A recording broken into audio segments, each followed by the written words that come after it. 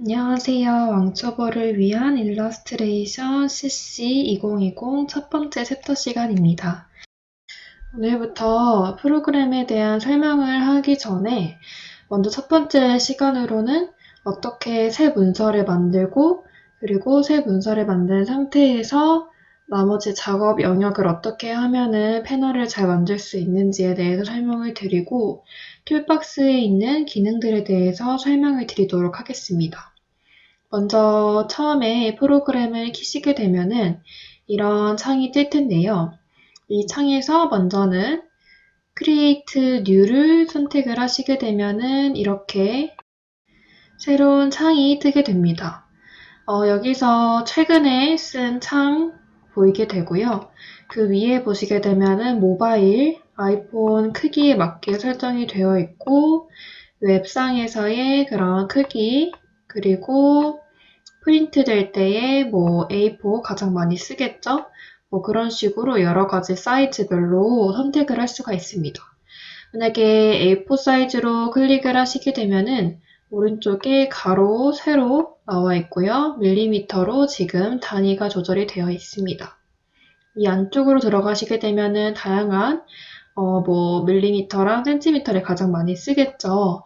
포토샵 같은 경우에는 픽셀 단위를 굉장히 많이 쓴다면은 일러스트는 그 크기대로 밀리미터 단위로 많이 쓴다는 것을 알고 계시면 좋을 것 같습니다.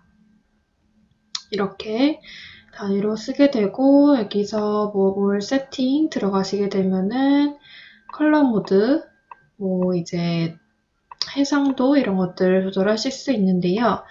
기본으로 되어 있는 CMYK 그리고 300ppi로 많이들 사용을 하십니다. CMYK랑 RGB 두 가지로 색상 컬러를 조절하실 수 있는데요. RGB 컬러 같은 경우에는 포토샵에서 많이 쓰이는 패널이에요. 그래가지고 CMYK는 이제 출력할 때 굉장히 용이하기 때문에 일러스트를 쓰시는 분들은 보통은 CMYK로 많이 작업을 하게 됩니다. 그래서 RGB로 바꾸고 싶으신 분들은 RGB로 바꾸지만 보통은 CMYK로 작업을 한다는 거 알아두시면 좋을 것 같습니다. 이렇게 해서 위에 보시게 되면은 따로 이렇게 A4를 클릭을 한 상태에서 조금씩 수정이 가능하겠죠. 이런 식으로 조금씩 수정이 가능합니다. 하지만 저희는 수정을 하지 않고 크리에이트를 누를 건데요. 이렇게 다양한 크기가 있다는 거. 이렇게 해서 여러분들이 처음 문서를 작성을 하실 때는 이렇게 새로운 거를 하나 불러주신 다음에 그 크기에 맞게 제작을 눌러주시면 되겠습니다. 이렇게 하면은 이제 작업 패널이 등장이 하면서 지금 보시게 되면 위에 창이 있고요. 그리고 지금 생성된 A4 문서창이 이렇게 뜨게 됩니다. 이건 이렇게 밖으로 빼낼 수 있고 이 안쪽으로 넣을 수 있는 그렇게 두 가지 알아두시면 되고요. 왼쪽에 보이시는 게 바로 툴박스입니다. 여기서 보이시는 이 기능 하나하나를 클릭을 하면서 각자 기능대로 지금 사용을 해주시면 되고요. 오른쪽에 보이시는 게 이제 새로운 창들인데요. 여기서 가장 필요한 게 이제 레이어 창 많이 쓰시고 라이브러리는 삭제를 해주셔도 되고요. 이렇게 해서 창이 있는데요. 이 오른쪽 창에 보이시는 이 레이어는 눈을 껐다가 켰다가 할 수 있고요. 그리고 오른쪽에 이거는 그 레이어를 클릭한다는 뜻으로 사용을 할 수가 있습니다. 그리고 이 안에 여러 가지 그리게 되면은 그 안으로 설정이 가능합니다.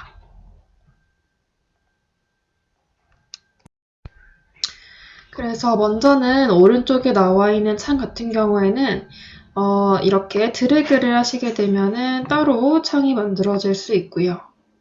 그리고 다시 오른쪽으로 이렇게 집어넣을 수 있습니다. 그래서 여기서 없는 창은 윈도우 패널에 가시게 되면은 지금 다양한 창들이 나와 있는데요. 여기서 만약에 컬러 클릭을 하시게 되면은 이렇게 새로운 창이 뜨게 됩니다. 이 창은 이렇게 안쪽에 들어가서 사용을 하셔도 되고요. 아니면은 이 컬러가 있으면은 컬러 가이드를 이렇게 밑으로 해가지고 레이어도 밑으로 해서 이런 식으로 세로로 이렇게 생성을 하실 수가 있습니다. 그리고 이렇게 옆으로 들어가시게 되면은 옆에서 위에 있는 이 아이콘을 클릭하시게 되면은 이렇게 아이콘으로 따로 이렇게 눌렀을 때 바로 클릭이 되는 그런 창으로도 사용을 하실 수가 있습니다. 그래서 여기 큰 쪽에는 레이어 일단 항상 꺼내주시고요. 그리고 왼쪽에는 이제 필요한 것들 계속 꺼내 쓰시면서 이 패널 자체를 저희가 원하는 작업 환경으로 조절을 해주시면 될 것 같습니다. 여기서 이제 만약에 저장을 하고 싶다 했을 때는 컨트롤 S를 눌러주신 다음에 뭐 이런 식으로 창이 뜨게 되면은 여기서 파일 이름 설정해 주시고 파일 형식은 일러스트도 있고 PDF도 저장이 가능하고요. EPS도 사용이 가능한데 보통은 일러스트랑 PDF로 많이 사용을 합니다. 이렇게 해서 저장을 눌러주시게 되면은 하나로 저장이 가능합니다. 이렇게 해서 먼저 여기 전체 패널에 대해서 알아봤는데요. 왼쪽에 보이시는 게 이제 툴박스인데 툴박스에서 위쪽에 화살표 클릭을 하시게 되면은 일자로도 그리고 화살표 다시 클릭을 했을 때 두 줄로 이렇게 두 가지 방법으로 사용이 가능한데요. 조금 노트북이나 아니면 데스크탑의 작업 환경에 있는 화면 자체가 클 경우에는 굳이 두 줄로 사용을 하지 않으셔도 됩니다. 근데 만약에 뭐 15인치 그 밑으로 내려가는 거라면은 이렇게 한 줄로 했을 때는 끝에가 잘 안 보이게 될 수도 있어요. 그렇기 때문에 이거를 꼭 클릭을 하셔서 두 줄로 설정을 하시고 사용을 하시면 될 것 같습니다.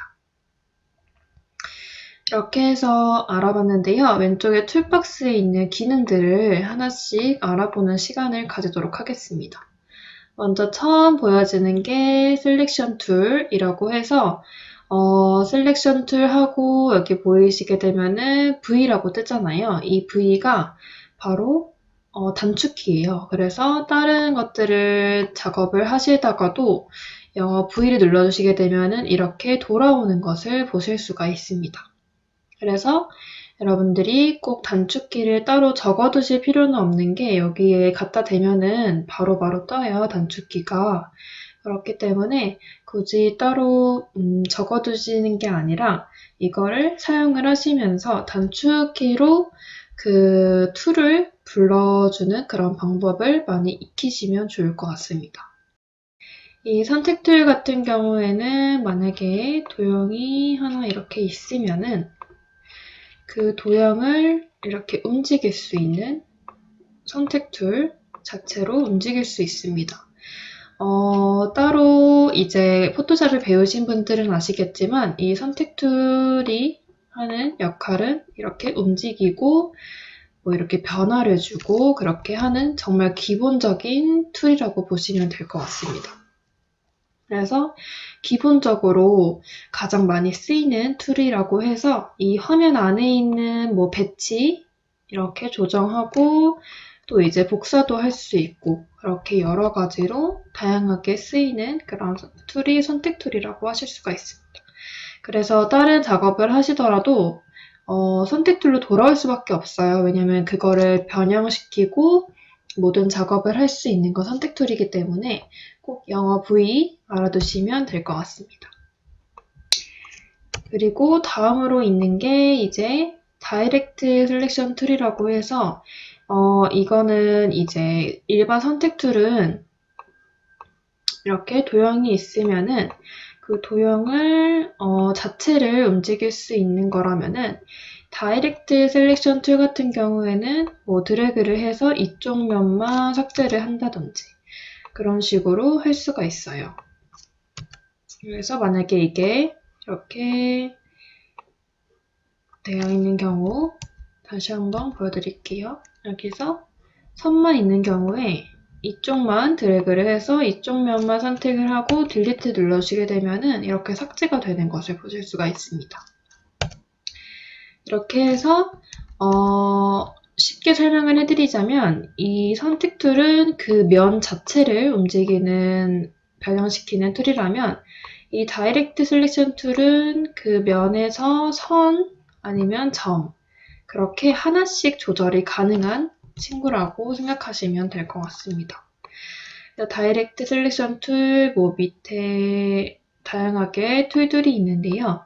이렇게 두 가지를 하나는 정말 많이 쓰이는 자체를 움직이는 그런 거라면은 하나는 좀 더 자세히 하나씩 반영이 가능한 거라고 보실 수가 있습니다. 그리고 이 다이렉트 셀렉션 툴을 선택을 한 상태에서 이렇게 클릭을 하고 드래그를 해서 클릭을 한 상태에서 Shift를 누르고 또 다른 쪽도 이렇게 다 같이 선택하게 되면은 이렇게 선택한 선 내면의 선 부분만 삭제가 된 것을 보실 수가 있습니다. 이런 식으로 Shift를 누르면은 거기서 플러스가 된다는 거 알아두시면 될 것 같습니다. 그리고 여기서 보이시는 이 밑에 이 표시가 바로 꾹 눌렀을 때 그 안에 다양한 툴이 있다는 것을 말해주고 있고요. 여기는 하나의 그룹 같은 그런 툴이라고 보실 수 있습니다. 이렇게 하나만 있는 툴이 있는가 하면 꾹 눌렀을 때 보여지는 툴들도 있습니다. 그리고 여기서 이쪽 클릭하시게 되면은 이렇게 따로 밖으로 빼낼 수도 있고요. 이런 식으로 툴박스를 자유롭게 쓰시면 될 것 같습니다.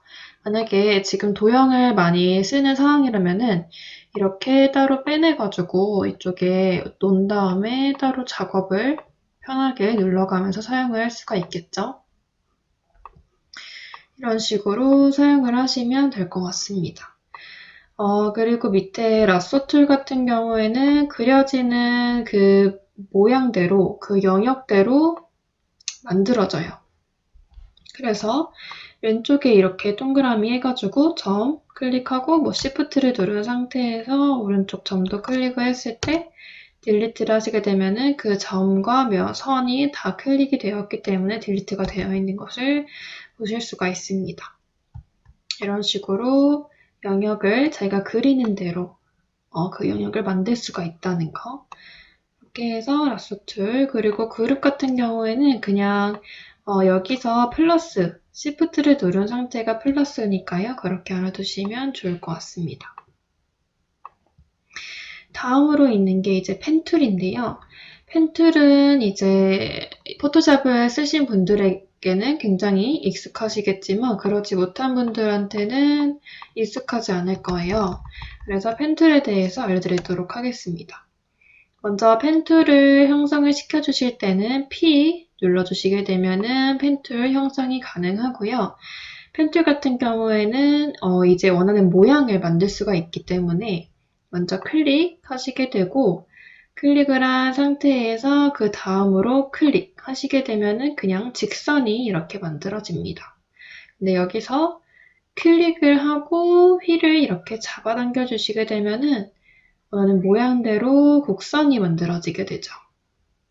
이렇게 만들어지고 여기서 포토샵을 배우신 분들은 Alt에서 이 가운데를 클릭하시게 되면은 휠이 삭제되는 거 알고 계실 텐데 일러스트 같은 경우에는 포토샵이랑 다르게 조금 더 편리하게 Alt를 누르지 않은 상태에서도 가운데를 클릭하시게 되면 다음 휠이 삭제가 되는 것을 알 수가 있습니다.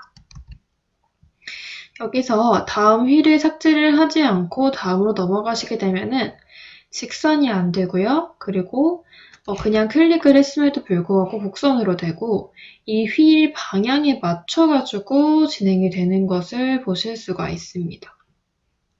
이런 식으로 이 휠 방향에 맞춰서 지금 곡선이 이루어집니다. 그렇기 때문에 여기서 다음 모양이 어떤 모양이든 간에 무조건 이 점을 클릭을 해서 다음 휠을 삭제를 해주시고 어느 방향에 가서도 지금 직선도 되고 그 방향으로 곡선도 만들어질 수 있도록 이렇게 사용을 해주시면 되겠습니다. 이런 식으로 해서 다양한 것을 만들 수가 있는 게 이제 바로 펜 툴. 이렇게 그냥 직선으로 원하는 모양을 만들 수도 있고요. 곡선으로 해서 원하는 모양으로 만들 수도 있습니다. 이렇게 해서 처음과 끝이 맞닿게 되면은 이렇게 동그라미 아이콘이 뜨게 되고요. 클릭을 하시게 되면은 하나의 모양으로 완성이 되고요. 이거를 선으로 그리고 여기서 이걸 눌러주시게 되면은 면으로도 사용이 가능합니다. 이렇게 해서 펜 툴을 알아봤는데요. 앵커 포인트 툴을 눌러주시게 되면은 여기서 이렇게 눌렀을 때 그 부분이 곡선으로 되어 있던 부분 같은 경우에는 다 직선으로 바뀌게 되는 그런 기능을 가지고 있다고 보시면 되겠습니다. 이렇게 해서 아까 곡선이 많았는데 지금 앵커 포인트 툴을 이용을 해가지고 다 직선으로 바꾸게 되었죠. 그래서 만약에 모양을 만들었을 때 거기서 원하는 모양 부분이 직선으로 바꾸고 싶다 했을 때는 이 앵커 포인트 툴을 사용을 하시면 되겠습니다. 그래서 펜 툴, 앵커 포인트 툴 이렇게 두 가지를 알아봤는데요. 오른쪽에도 펜 툴이랑 비슷한 모양의 툴이 하나 있죠. 이거는 어떻게 쓰시냐면은 바로 그냥 클릭 하시게 되면은 그 클릭하는 모양에 맞춰서 이 펜툴처럼 직선이 되는 게 아니라 그 모양에 맞춰서 다 곡선으로 이루어진다는 것을 보실 수가 있습니다. 그래서 이런 식으로 보시게 되면은 다 곡선으로 만들어졌죠? 이렇게 곡선으로만 이루어져 있는 모양 같은 경우에 그리고 좀 지그재그나 그렇게 간단한 그런 선 모양 같은 경우에는 이거를 사용을 하셔도 좋을 것 같습니다.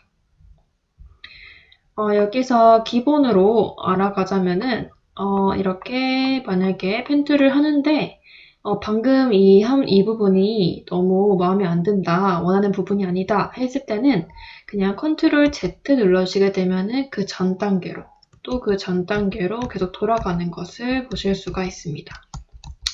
또 여기서 반대로 컨트롤 Shift Z를 눌러주시게 되면은 취소된 것을 다시 복귀할 수 있는 방법도 있습니다.